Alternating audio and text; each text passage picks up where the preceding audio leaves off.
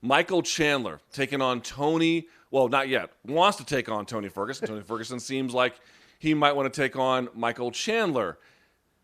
Should UFC make this fight? It seems like, okay, it's a no-brainer that they should. But if they do, BC, if this is the fight to make, where do they put it? Well, how do you solve the pieces of the puzzle as it relates to that?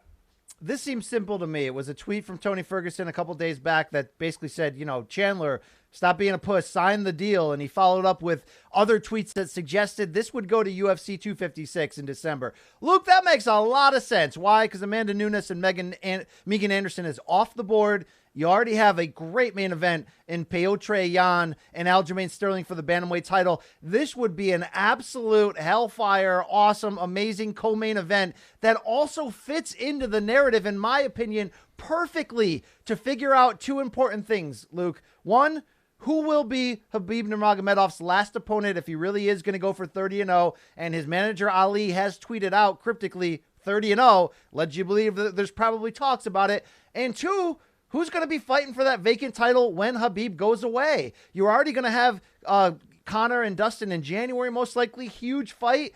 Now, this is really the perfect entry point for Chandler. A huge opportunity after the loss for Tony to come back. And what you're going to end up with, Luke, is two winners of those two fights.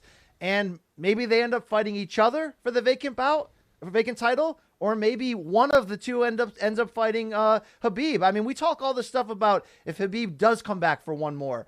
Could it be GSP? Could it be Conor? How about Tony? Bro? If he can beat Michael Chandler, I'd be okay with it. Because Michael Chandler, I guess like Benson Henderson, it would go to a decision and whatnot.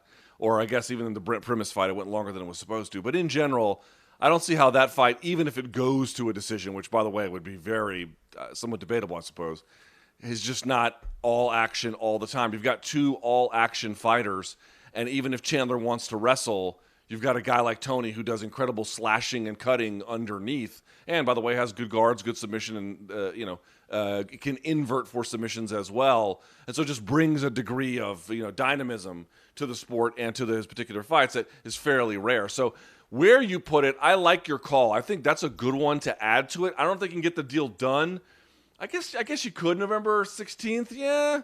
If you've both been training, you can ramp it up and be ready by then. I think that's probably fair. Tony's crazy, Luke. He'll fight on this show if we give him the right amount of money, okay? Yeah, it's a fair point. Fight. And Michael Chandler did make weight for the last Khabib and Gaethje fight, which means he'd have to ramp things back down. But it would not be, if he did it properly, that's not too hard of a turn to ramp things back up again. So he could do that. And by the way, both. Yeah, go ahead. Sorry. I was going to say, both guys seem to want it. So that seems to me like the most important consideration of them all. Yeah, I was going to say, we can get a GoFundMe going and help Tony avenge that Uriah Hall loss in sparring when Jay hit that spinning wheel kick on him, the claim to fame of Jay's life. Hey, I think we have Jay ready. Let's troll the fans. Let's bring him in. Hey, it's Jay Aaron, everyone. Yeah, I'm here, guys. So, Jay, when did you decide that showing your face was a thing that people cared about? I'm fairly certain they don't. It's just too much work to just keep redoing the studio every other day. So now there's is that your problem? Too much work? Hey, Luke, we are coming into Thanksgiving season. Maybe you could show a little bit more heart and love to the man who keeps this structure going. I do. I also have a bit to maintain. Well, that's true. I was going to say, of all the tech errors lately from this crew, how many do you think are Jay's fault in theory?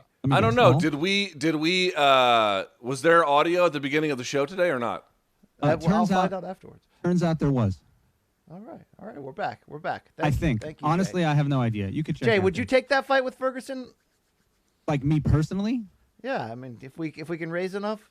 Why does that seem like a good idea to anybody? All right. Why did this seem like a good idea? Jay, great talking to you. Luke, I think this is the fight to make for many reasons. And I'm not look, we know Khabib, okay? He don't want to give Conor that payday. If he can't get Khabib if he can't get GSP in the right settings, I could see Khabib, knowing the principle that he stands for, wanting to give this fight to Tony and give it to the fans who have wanted this 5 times over. I mean, this would be a really nice cherry on top of the resume there, wouldn't it, Luke? I'll say this, BC. Yes, I agree. I mean, you just think about, like, why is the fight so good? Oh, well, it's all action. Right, but it's more than that.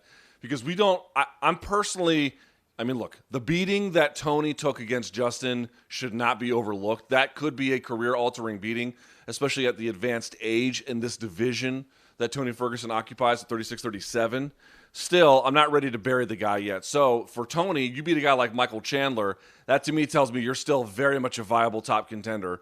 And if you're Michael Chandler, what's a more proving win of your worth to be in a title shot or to be in the top of the UFC than beating Tony Ferguson? It's the most that's how Justin transformed his whole situation. So it's great for those reasons as well, aside from the fact that it'd be a fan-friendly affair and blah, blah, blah, blah, blah. Imagine if the major fights at lightweight over the next 6 months was Ferguson and Chandler in December, Conor and Dustin for the interim title, or the whatever you want to put on it, in January, and then Khabib saying goodbye to potentially to Tony in April as a celebration of that, and finally giving us that fight. It'd be pretty badass, Luke. Okay, it'd be pretty BC. spectacular.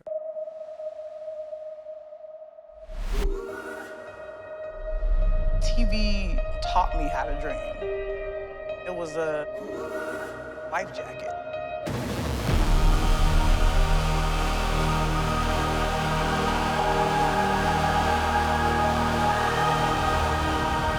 I don't think you can be an artist and not touch people.